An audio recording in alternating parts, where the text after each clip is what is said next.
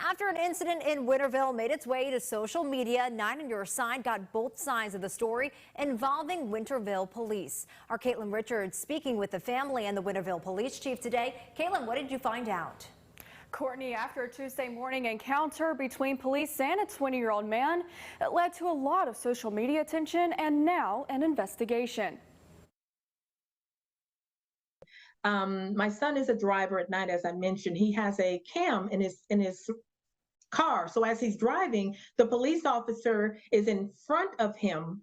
He's very far distance behind the vehicle, but he's getting a constant braking motion for roughly 1.5 miles from the police officer, who then turns into our neighborhood. So it was all very, very bizarre. It took place around 1 o'clock Tuesday morning. Winterville's police chief, Ryan Wilhite, who did not want to be on camera, tells 9 on Your Side the officers were just patrolling the neighborhood after vehicle break-ins. He said the reason for going slow was to check to see if anyone was on foot or something wasn't right.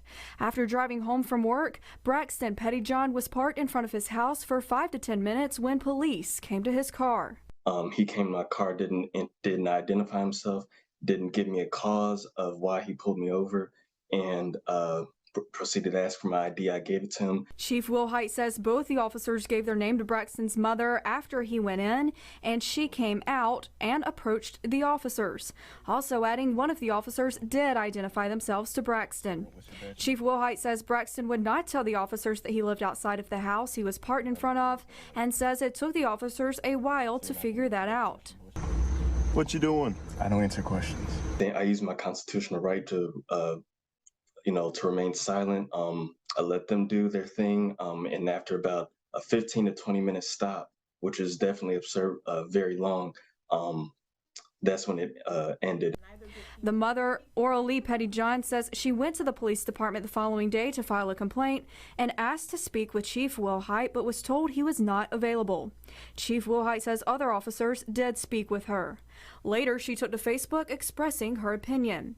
Then Chief Wilhite took to Facebook to express his thoughts. When asked why he posted on Facebook instead of talking with the family directly, he said he felt like he needed to come to the defense of some of his officers and, quote, it was the tipping point. This incident is still under investigation. If there are any updates, we'll keep you posted here on WNCT and online at WNCT.com. In studio, Caitlin Richards, 9 on Your Side.